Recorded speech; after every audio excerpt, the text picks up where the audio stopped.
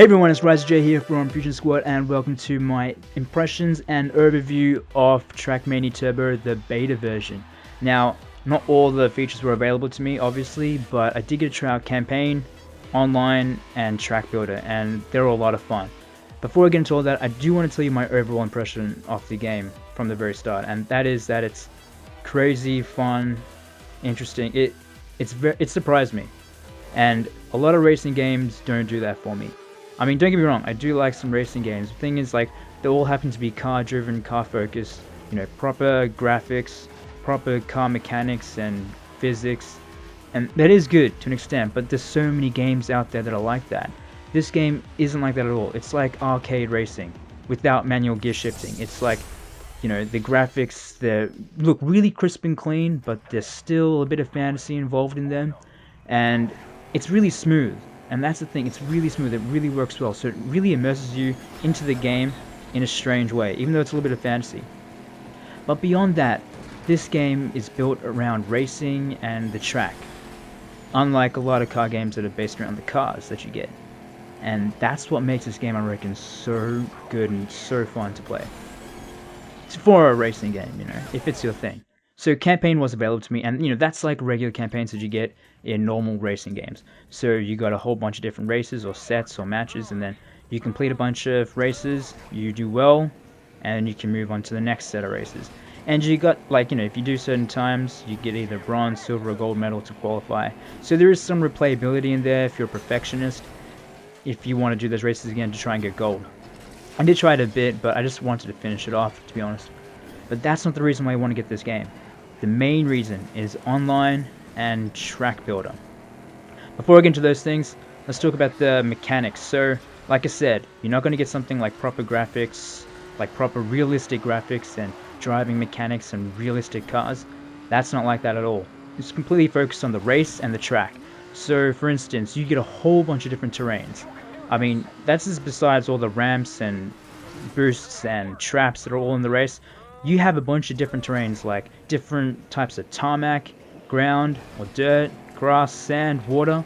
It's all there, and you can have all of those components in a single race. So you got to be really careful about how you play the game, because you can be in control one moment and then completely be drifting to a side, out of control as soon as you get to sand. It's really shifty that way, but it does make it interesting. And if you want to go fast, if you want to race other people, you got to be really good at either playing this game or with your driving or racing experience.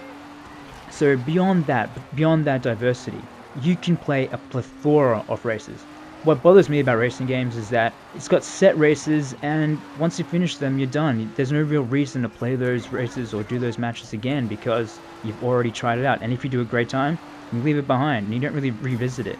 This game doesn't do that. Sure, it has campaign, but with online and track builder, you have almost unlimited amount of races that you can play in.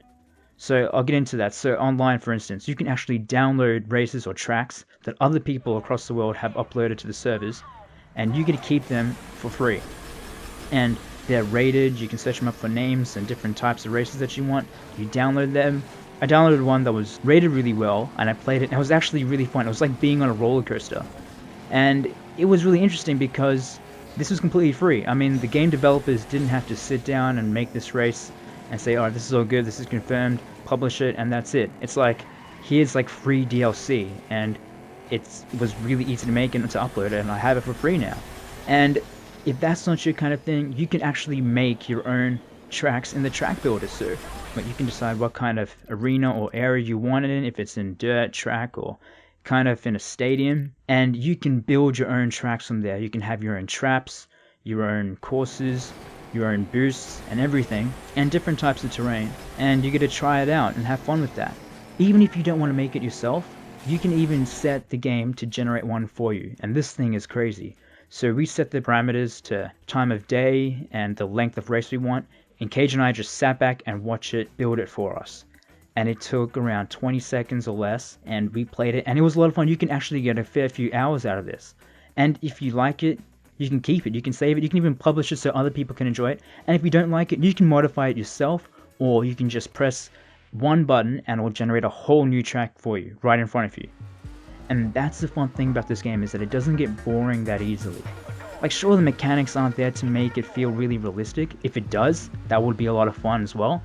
But it does make this game very interesting. It's like having your own roller coaster whenever you want, and then clicking your fingers, and then bang, there's a whole new different type of roller coaster that you get to try out. With that being said, if you do happen to love proper racing games that have realistic cars, graphics, physics, and manual steering, gear shifting, this game might not be for you. If you happen to get really annoyed from a simple mistake, this game probably isn't for you, because trust me, you probably take one corner a little bit too close, a little bit too fast, or you might drift on some sand, and the whole race is screwed for you, and you gotta start again. And also, if you happen to get motion sickness, especially on roller coasters, this game isn't good for you because it is very immersive. But if you can get past that and you just like a fun racing game to have, something that's really simple but just doesn't really run out of content, this could be the kind of game for you. And even if you don't want to play by yourself, you can even join online. You got rooms, and I didn't get to try out multiplayer. That was closed to me, so I don't want to like to play with friends on this game. But online was crazy. Go into a room, and you can be into a race with up to 30 people. And you didn't all start at the same startup line. They've already started. You just join into the room, and you're racing ghost images of these cars doing laps. And I guess on how fast you are consistently, you get a ranking. And that was also strange for me too, because I've never seen that before. So this game overall, it is different. It's unlike any other racing game. It could be to your taste, it might not be. But I will leave you with some impressions of Cage and I playing the game, some of the downloaded stuff, and some of the ones that we generated, or the game generated itself. And hopefully you guys get some understanding of it, and if it's to your taste, go ahead and get it. It's actually much cheaper than regular new games that come out. If it's not your thing, don't worry, there's plenty of other racing games that are coming out this year. Anyway guys, thanks for watching, and I'll see you on my next video.